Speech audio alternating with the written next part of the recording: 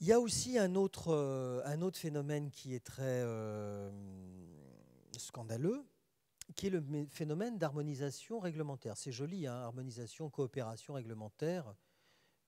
C'est presque musical, pour reprendre mon lapsus à l'instant, l'harmonisation.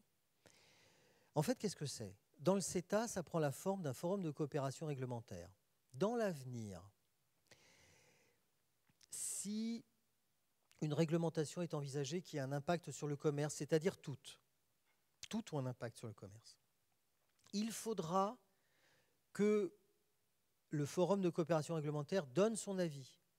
Et pour qu'il donne son avis, il faudra qu'il le demande aux industriels concernés de l'autre partie.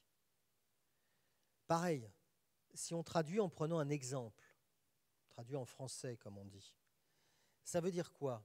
Ça veut dire que si demain, enfin, l'Union européenne se décidait à faire ce qu'elle a dit qu'elle ferait, et ça n'en prend pas le chemin vu les décisions récentes, c'est-à-dire réglementer les perturbateurs endocriniens dans les plastiques alimentaires, eh bien, il faudra avant qu'elle demande au Forum de coopération réglementaire qui lui-même demandera son avis aux fabricants de perturbateurs endocriniens des États-Unis ou du Canada.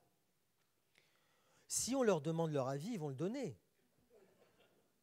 Et ils le donneront d'autant plus qu'il est précisé, même chose, dans le chapitre sur l'harmonisation réglementaire, que les réglementations devront, pour être acceptables, se baser sur des connaissances scientifiques acceptées par les deux côtés de l'Atlantique. Obstacle supplémentaire, énorme. Vous imaginez un jour, si jamais on veut interdire les OGM, il faudra convaincre aussi les scientifiques des États-Unis, ou du Canada d'ailleurs. Hein, bon. Ou par exemple, sur le gaz de schiste, convaincre les scientifiques payés par les entreprises minières du Canada. Là aussi, ça risque d'être un petit peu difficile.